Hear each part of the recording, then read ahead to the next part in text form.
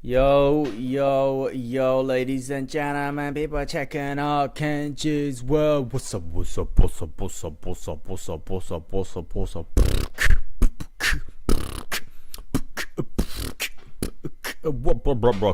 World. What's up, ladies and gentlemen? MC Mr. Kenji, how you doing? Welcome back to 97.3 Radio. It is the 21st of August, Tuesday, Wednesday. Tomorrow's Thursday. Must be Wednesday. Oh man, what a day. Yesterday was super full moon yesterday in Aquarius. Some crazy changing tides. Transformative. I'm gonna quote a couple words from Tiani Talks on Instagram. Check her out. Tiani, Tiarnie.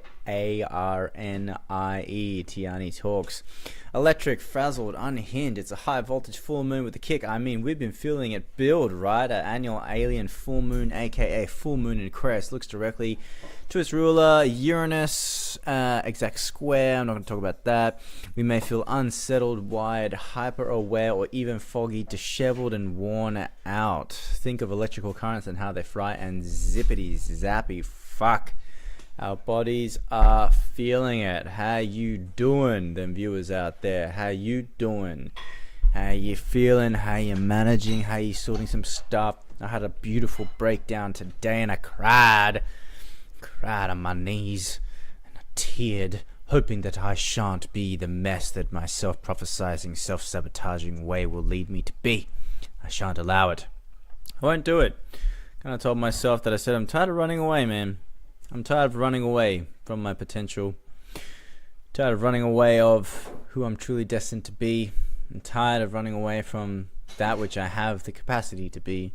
I'm tired of running away from potential, love, and happiness. So strange. Who runs away from happiness? What a freak. Kenji's World. That's good. There's so many shifts happening in the energies at the moment, which is really fun to watch. As above, so below. It's so crazy how when you see an energetic shift in your life, how that reflects and refracts into the world, and I can just see the world around me opening up.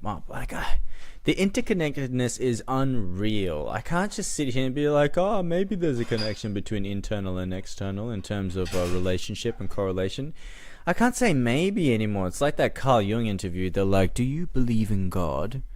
Oh, he's like, a confusing question. I don't believe. I know. And it's the same thing of, are we all interconnected? Is the world internally and externally all part and parcel of a larger spectrum, and are we all in it together as energetic beings? Motherfucking hell yeah. This is why it's not for kids, I'm swearing.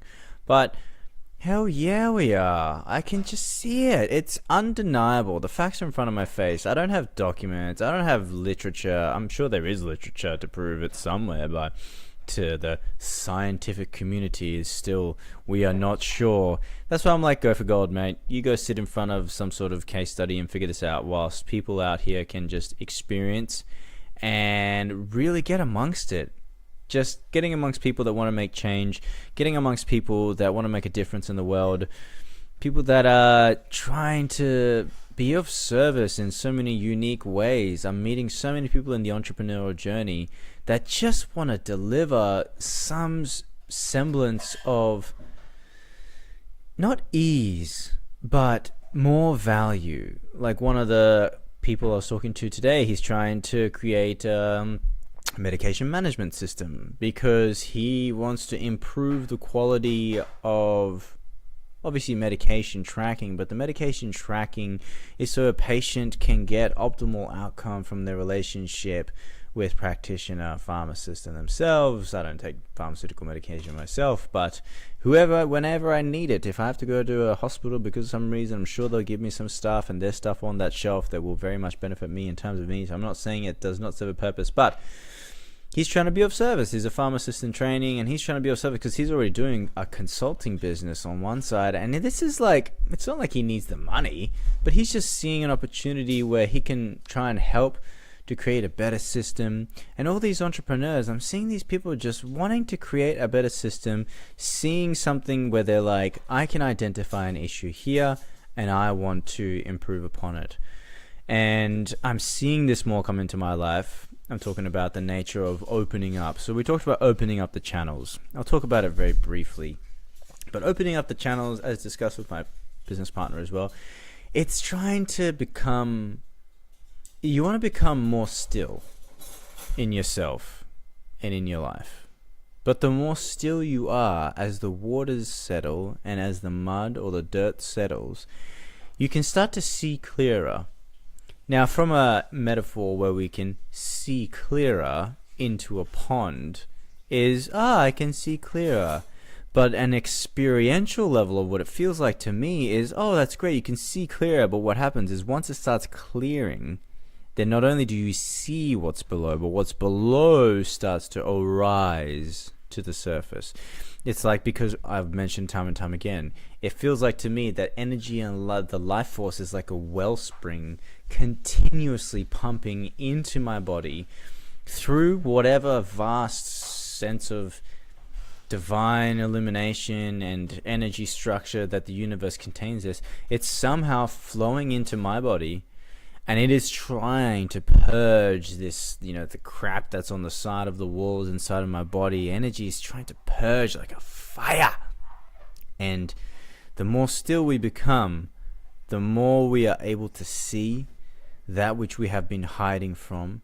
And the more still we become, we can see what truly hides, in the sense of, without a foggy sense of discernment, we can increase our capacity to discern clearer if we can become more still.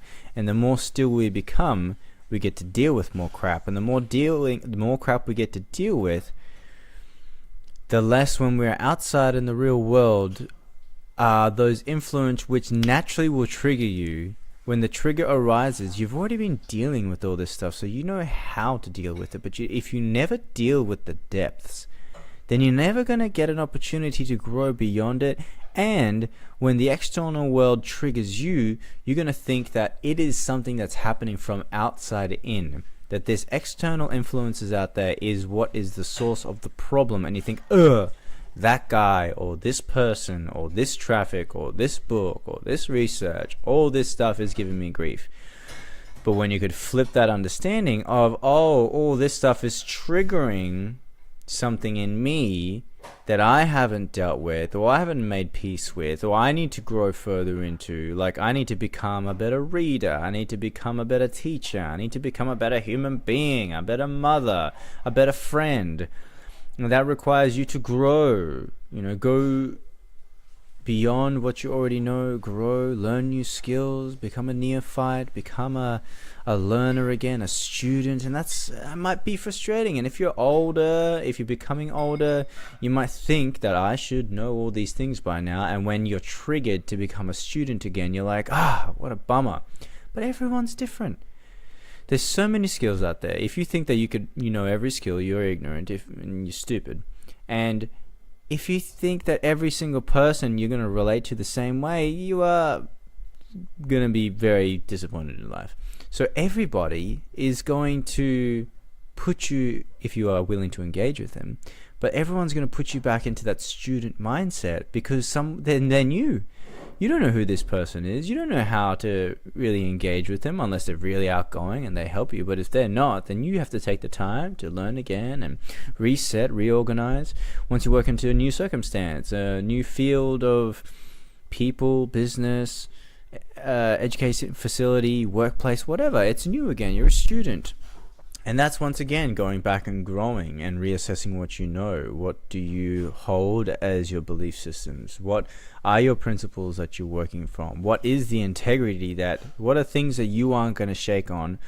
Or what are things that you're like, oh man, I should totally reassess that because I'm kind of losing my calm. I'm losing my stillness because of something. And that's going to be the reassess, reevaluate, transform, which, going back to this whole full moon thing, it's not just a full moon thing. I believe the full moon is a microcosmic cycle of a larger cycle that's happening, but definitely it's elevating something right now. It's elevating that transformative journey. So how it's arising is going to be unique for every one of us. Of course, we have different stories, so I'm just here to say, how you doing?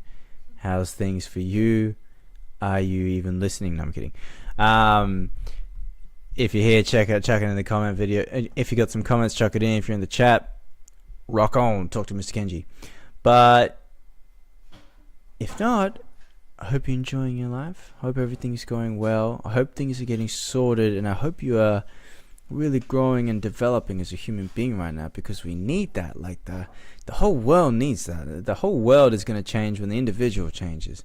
Every single individual is part of the whole system and the structure, and if we start to understand how important the individual is in the whole structure, the individual just needs to focus on the individual duties and disciplines, and then they can be making a huge impact on the world because everyone's doing their own thing.